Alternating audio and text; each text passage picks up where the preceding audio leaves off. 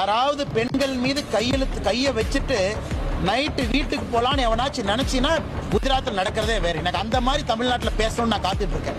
யாராவது பேசுங்க ஐயா.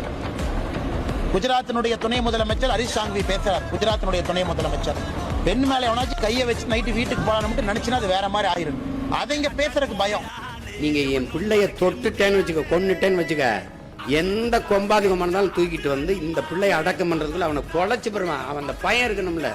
அவங்க பெற்றோர்கள் சொல்லுவேன், இப்படி ஒரு பிள்ளைய பெற்றதுக்கு நீ அழாத, நீ அவமானப்படாத. இவனை வந்து இந்த மாதிரி பிள்ளைய பெற்றதுக்கு தலை உணியணும் அப்படின்னு சொல்லிடுவேன். இவன் வந்து துயர் இந்த நாட்டுக்கு இழுக்கு. இவன் பொம்பளை பிள்ளையெல்லாம் தலை உணிஞ்சு போகணும்னு நினைக்கிறியா? வர்றவன்லாம் தலை உணிஞ்சு போவான். ஐயா, யாரையும் கேலி பண்ணிடாதையா. என் தலைவன் எனக்கு கற்பிச்சது மரணம் ஒன்றுக்கு தான் இந்த மானோட சமூகம் பயப்படும்னு. அரபு நாடுகளில் ஏன் இந்த பாலியல் குற்றங்கள் குறைவா இருக்கு? என கடும் சட்டம், பொது வெளியில தூக்கல போட்டுருவான். உங்களுக்கு புரியுதுன்னு நினைக்கிறேன். அதனால அந்த சேட்டையெல்லாம் இங்க செய்ய முடியாது.